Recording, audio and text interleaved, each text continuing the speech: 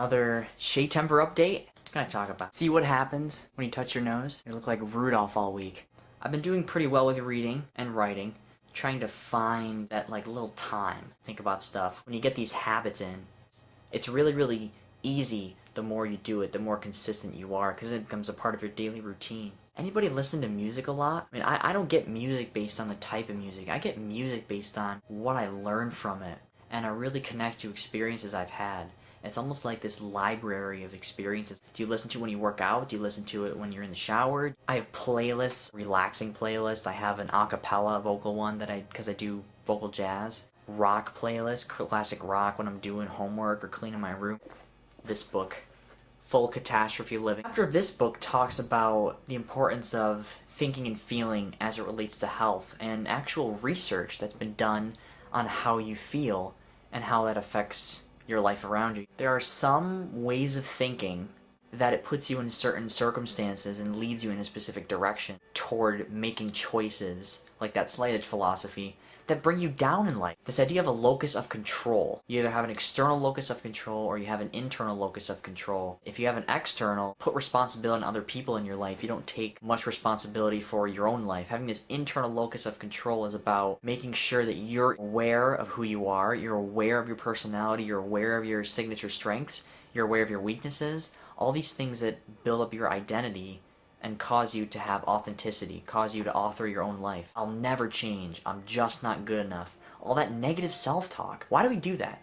Keep us moving forward and keep us aware. There goes my book. Self-efficacy, belief in your ability to exercise control over specific events in your life. Studies show that people with that high self-efficacy are the ones that are least prone to illness in the future. They're really looking on the bright side the majority of the time, and when they're stressed, they're dealing with the stress in a healthy way and they're not holding all their anger in. Hardiness, who can handle high amounts of stress and not get sick, between people who get a lot of stress and then they get sick and their immune system drops. 3 psychological characteristics: control, commitment, and challenge. Exert an influence on their surroundings. Commitment, fully engage from day to day on what they're doing. It's like having goals every single day, waking up in the morning and doing what you have to do. And people who are high in challenge see change as a natural part of life. You can improve your hardiness. Come to grip with reality. Ask yourself those hard questions every day. What does my life mean? Where am I going? Why do I do what I do? Who am I? Just challenge yourself. Do things outside of your comfort zone every single day to grow. Give to some greater purpose, something bigger than yourself. And that's where the true meaning is, giving to something greater than yourself. The other idea through research expressed in this book is called a sense of coherence, comprehensibility, manageability, and meaningfulness. They make sense of their internal experience and their external experience. You understand yourself and you understand the relationship to the world around you through challenges, through relationships, through things like that. I was just thinking about how some people do this vlog standing up. That must really help. Research shows that if you're really cynical and hostile to other types of people, that can actually predispose of illness to you too. I'm not making this stuff up. It shows you how powerful your mindset really is in life. You can weaken your immune system if you're mentally unhealthy. When you're really angry, or when you're really depressed and you're like, why do I feel this way? That's the time to stop. Training in mindfulness meditation can have a profound positive influence on one's view of oneself and of the world, including an ability to be more trusting to oneself and of others. It's self-introspection time. Solitude. Solitude is necessary. All of us moving around and we want things immediately. You just sit down and think for a while. I find this fascinating too. Listen to this. People who have a very low degree of social interaction are between 2 and 4 times as likely to die in the succeeding 10-year period as are people who have a very high level of social interaction. Healthy people have great relationships. They have self-depreciating humor. We tend to laugh at ourselves for our little insecurities and things. I think that's really important. Nobody's normal. Everybody has their little funny quirks. The confidence in one's ability to make changes. What we're doing right now with goals. Consistency is the hardest thing. Everyone has obstacles to face, and they're different based on circumstances. We can all get through them with the same awareness and the same understanding of how to approach them. This evidence is relevant because it talks about our ability to bring awareness to our own thoughts and feelings and their physical, psychological, and social consequences as we observe them. If we can observe in ourselves the toxicity of certain beliefs, thought patterns, and behaviors as they arrive in the present moment, work to lessen their hold on us. Awareness of things that influence you externally, internally respond and reflect those things. It's hard. Do you find it hard to describe how you feel in certain moments? It's easy to get on that thing and be stuck on it for hours, but it's also easy to go right over there on my bookshelf and pick up a book. I'm reading another book, Artificial Maturity, on my generation and how we're very, very different from a decade ago, and there are a lot of things that are starting to subtly change. I feel like my vlogs turn into the same discussion every single time. We had a history quiz in college. If you don't pay attention and take notes and take initiative in the class, it can become one of the most boring, mundane classes ever. I aced the first quiz. That was awesome. The course average for the first quiz, matching quiz by the way, a 55.3. What? What? How does that happen? Word bank, 30 words or whatever, and all you had to do was put the right word in the correct sentence or the correct description.